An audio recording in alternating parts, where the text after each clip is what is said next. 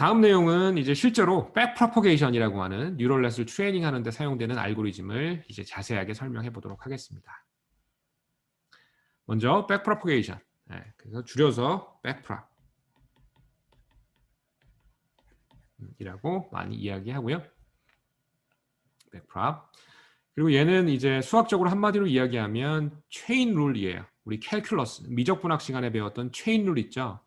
그래서 체인 룰을 잘할 이제 공학적으로 머신러닝스럽게 표현한 것이고요. 그 다음에 그 체인 룰이 결국은 그 그레디언트의 여러 가지 팩터로 이제 디컴포즈하는 그런 거와 연관이 돼 있잖아요. 우리는 머신러닝에서 출력 쪽에서 그레디언트를 구한 다음에 그걸 안쪽으로 그 히든 레이어 쪽으로 전파하는 그런 과정을 위해서 사용을 하고요. 그 다음에 우리가 전파하는 대상은 결국은 에러에 대한 그레디언트가 됩니다. 그래서 그레디언트를 이밸류에이션을 잘 해보자라는 그런 목적을 갖고 있는 그런 테크닉이 되고요. 아주 유명한 알고리즘입니다. 조금 정확히 길게 이야기하자면 에러를 백으로 프로포게이션하는 그런 알고리즘이다라는 것이고, 에러는 forward propagation의 산출물로서 우리가 얻을 수 있고요. 그 forward propagation을 통해서 얻은 에러 값을 백으로 보내기 위한 그런 과정, back propagation이라고 보면 되겠습니다. 아주 파퓰러하고요. 현재도 딥러닝 포함해서 대부분의 뉴럴넷을 트레이닝하는데 거의 디팩토 스탠다드로 사용되는 그런 방법이 됩니다. 그리고 80년대 중반에 이제 제안이 됐고, 뉴럴넷 인공신경망의 역사에서 중요한 랜드마크로 자리 잡고 있습니다. 자, 그리고 이것이 이제 어떻게 보면 많은 한계를 갖고 있기도 합니다. 그래서 백프롭을 안 하고 어떻게 뉴럴넷을 트레이닝하느냐, 우리의 뇌가 어떻게 백프롭을 안 하고도 트레이닝이 되는데 어떻게 되는 것이냐, 그런 연구도 매우 활발하고 아주 중요한 논의가 되겠습니다. 그래서 여러분이 만약에 신경과학 이런 쪽하고의 연계나 뉴럴넷의 미래 이런 거에 관심이 있다면 백프롭을 안 하고 딥 뉴럴 네트워크를 어떻게 트레이닝할 수 없는지 이런 거에 대한 관심을 갖고 보면 아주 좋을 것 같습니다. 하지만 쉬운 문제는 아닙니다. 아주 소위 말하는 대여예요, 대여. 야구로 치면 말로 홈런에 해당하는 그런 거에 해당을 하고요. 하지만 말로 홈런을 치기가 쉽지 않죠. 그래서 이제 자잘한 인크리멘탈 연구 측면보다는 이제 뉴럴넷의 트레이닝 자체를 획기적으로 바꿀 수 있는 그런 큰 그림이라고 보면 좋을 것 같고요. 그만큼 쉽지 않은 연구입니다. 여전히 백프롭에 의존해서 뉴럴넷의 본류, 메인스트림들이 트레이닝이 되고 있어요. 자, 이 백프롭에는 두 가지 이제 그 페이즈가 있습니다. 여러분 짐작했던 대로예요. 첫 번째 페이즈는 forward 페이즈이고요. 이거는 액티베이션을 구하기 위한, 즉 이렇게 프로포게이션을 하면서 각 뉴런의 액티베이션을 구해주는 그런 forward 페이즈가 있고요. 두 번째는 forward 페이즈를 하게 되면 결국 출력 쪽에서 에러를 우리는 구할 수 있고요. 그 에러를 역으로 흘려주는 그런 backward 페이즈가 있는 것이고, 백프롭이라는 용어는 여기 에러 구한 거 결국 그레디언트의 형태로 이 안쪽으로 전달되는 그 과정을 이제 잘하는 그런 것이 이제 목적이 될 거고, 그 과정을 우리는 백프롭이라고 하는 이름으로 불러주는 거예요. 자, 그래서 forward phase 다시 이야기하면 입력을 가하고요. 우리 여기에 뉴럴넷의 이 부분 임자를 하게 되고, 그러면 얘가 쭉 흘러가서 출력 값이 나오고, 걔하고 정답을 비교해서 두 개가 다르다면 이제 에러가 도출이 되는 그런 과정이라고 보면 됩니다. 그리고 forward propagation을 통해서 각각의 뉴런의 출력이 얻어질 텐데, 그 각각의 출력의 값을 우리는 액티베이션이라고 하기도 한다는 거예요. 그 다음에 backward phase는 아까도 얘기했지만 successive, 연속적인 조정, 작은 미세 조정이고요. 이 뉴럴넷에 이제 여러 가지 웨이트들이 있을 텐데 그런 것들을 조절해주는 그런 과정이고요.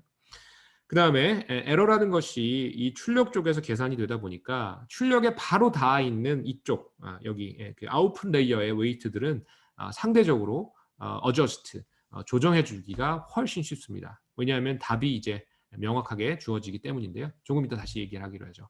반면에 이 안쪽에 있는 이런 레이어들의 웨이트들은 구하기가 상대적으로 어렵습니다. 즉 히든 레이어들,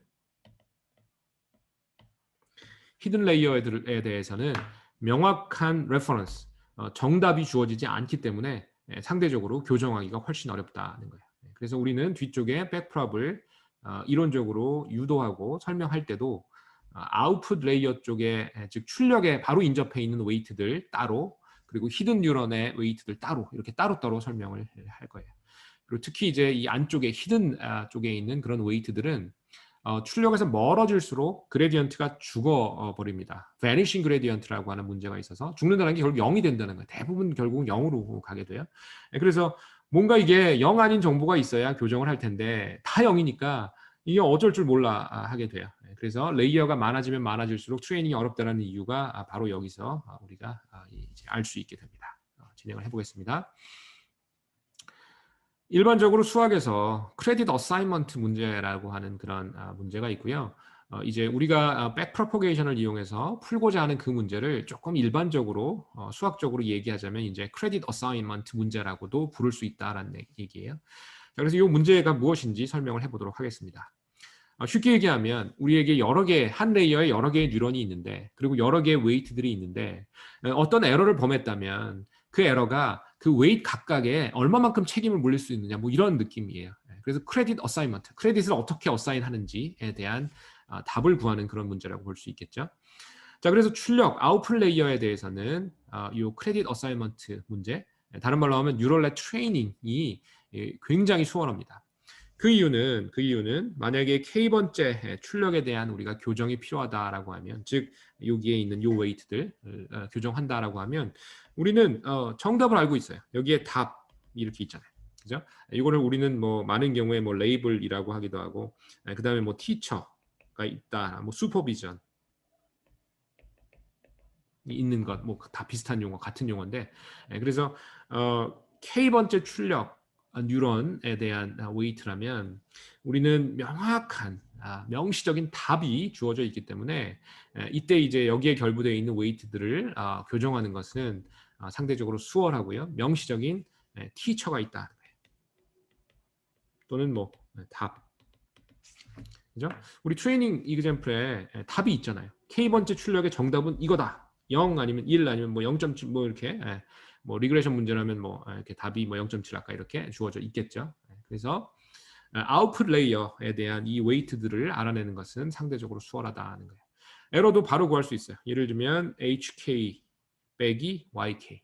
이게 우리 모델 아웃풋, K번째 뉴런의 아웃풋이고 이게 K번째 정답이라면, 그리고 우리가 여기서 크로스 엔트로피를 쓰지 않고 만약에 빼기를 에러로 우리가 사용하고 있다면 이 K는 이렇게 구해줄 수 있겠죠. 그렇죠? 자, 그렇다 치면 다른 말로 하면 히든 레이어에서 아웃풋 레이어로 가는, 즉 여기 있는 이 웨이트들, 그죠? 얘네들을 어떻게 교정할지를 알아내는 것은 상대적으로 수월하다라는 것이고, 다른 표현으로 하면 우리가 그토록 구하기를 원하는 건 이거잖아요. 이거 W 이거. 좀 더 자세히 얘기하면 에러인데 이거를 W에 대해서 알고 싶어 하는 건데, 이 W라고 하는 것이 이제 하나씩 뽀개서 생각해 보면, 예를 들면 KJ 여기에 그린 이 W, 그죠? 이걸 알아야 이 WKJ를 교정할 거 아니에요. 왜 그러냐면 WKJ는 WKJ 빼기 에타에 이 식으로 우리가 WKJ 하나씩 교정할 거거든요. 그렇죠? 그러니까 여기서 중요한 건 이거겠죠. 그렇죠? 여기 위에 적혀 있는 대로 에러를 뭐에 대해서 미분하냐면 WKJ에 대해서 미분을 하는 것이고, 이 값이 있어야 우리 그레디언트 디센트로 업데이트 할 수 있잖아요. 그런데 다행히 요 히든 투 아웃풋 레이어 요 부분, 그러니까 히든 레이어하고 아웃풋 레이어 사이에 끼어 있는 요 웨이트들을 구하는 것은 상대적으로 수월함을 바로 설명을 하겠습니다. 조금만 기다려 주시면 바로 내용이 나옵니다.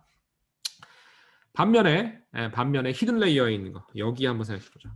여기는 훨씬 어려울 수밖에 없다는 거예요. 왜냐하면 이 아웃풋 뉴런은 1대1로 답이 있어요. 그렇죠? 그래서 그 에러를 이제 이용해서 바로 교정을 할 수 있는데, 그럼 여기 있는 이 뉴런들, 히든 뉴런들에 대한 정답은 우리가 가지고 있지 않습니다. 어떠한 트레이닝 데이터를 보더라도 히든 뉴런의 정답이 이거예요라고 나와 있는 건 단 하나도 없어요. 1도 없어요, 진짜. 그 있을 수가 없죠. 왜냐하면 어떤 뉴럴넷을 사용자가 쓸 줄 알고 그거를 답으로 제공을 합니까? 그건 알 수 없어요. 그래서 여기 있는 뉴런들에 대한 레퍼런스 값, 뭐 레이블도 좋고 티처도 좋고 슈퍼비전도 좋고 정답 뭐 타겟 있을 리가 없어요. 그렇기 때문에 당연히 이제 여기 있는 이 웨이트들을 교정하는 것은 상대적으로 더 어렵겠죠. 그래서 백브라파 역할은 어떻게 하는 거냐 하면, 명시적인 정답이 없는 뉴런들, 즉 히든 뉴런들에 대해서도 교정을 할 수 있도록 일종의 임플리시트한 그런 레퍼런스 시그널을 공급해주는 그런 역할이라고 봐도 좋겠습니다. 자, 그래서 그 문제를 방금 이야기했던 크레딧 어사이먼트 프로블럼이라고 일반적으로 조금 더 큰 개념적인 문제의 용어를 빌자면 크레딧 어사이먼트 프로블럼이라고 불리고요. 그래서 이제 방금 설명한 대로 인풋 투 히든의 이런 뉴런들의 센시티비티 또는 이 부분, 그죠? 왜냐하면 WJI를 교정하려면 WIJ 현재값 마이너스 에타 이걸 해야 되는 거잖아요. 이게 우리가 스토캐스틱 그레디언트 디센트에서 업데이트 이퀘이션이잖아요. 그런데 계속 이야기하지만 이 값이 이제 상대적으로 구하기가 어렵다는 거예요. 왜냐하면 이걸 알려면 정답이 있는 것도 아니기 때문에 이쪽에서 에러 시그널을 이쪽으로 프로퍼게이션해서 그걸 받아서 교정을 해야 되거든요. 그런데 이제 뒤쪽에 설명하겠지만 이런 레이어를 하나 거칠 때마다 이제 계속 곱해지게 되면서 결국은 0으로 빠르게 접근하게 됩니다. 그로 인해서 이 값이 이제 구하기가 어려운 그런 경우가 많아지는 거고요. 좌우지간 정리하면 히든하고 아웃풋 사이에 있는 즉 이쪽에 있는 웨이트들 상대적으로 구하기가 용이하고요. 그레디언트 값을 반면에 안으로 갈수록 여기에는 뭐 생략을 했습니다만 히든 레이어가 더 있다면 입력 쪽으로 가까이 갈수록 이 그레디언트 값이 죽어버리기 때문에 교정하기가 점점 어려워지는 것이고요. 그럼에도 불구하고 우리는 교정을 이제 할 수 있고요. 그때 사용되는 백프로퍼게이션 알고리즘에 대해서 설명을 하도록 하겠습니다. 자, 그래서 백프로퍼게이션의 존재 이유, 뭐 파워, 능력 뭐냐 하면 이거예요. 히든 유닛, 그죠? 여기 있는 이런 히든 유닛 그리고 거기에 딸려 있는 이런 웨이트들 교정하는 데 필요한 그런 이펙티브한 에러, 그레디언트 이런 것들을 공급해주는 그런 역할을 한다라는 아주 중요한 의의가 있습니다. 그래서 결국 이런 이펙티브 에러를 우리가 이제 뭐 임플리시트한 그런 에러 값을 알 수 있다면 당연히 그레디언트나 이런 걸 통해서 웨이트들을 학습하고 교정할 수 있겠죠. 그래서 input to 이렇게 적어주면 되겠습니다. 즉 여기 있는 요 웨이트들이다라는 뜻이죠.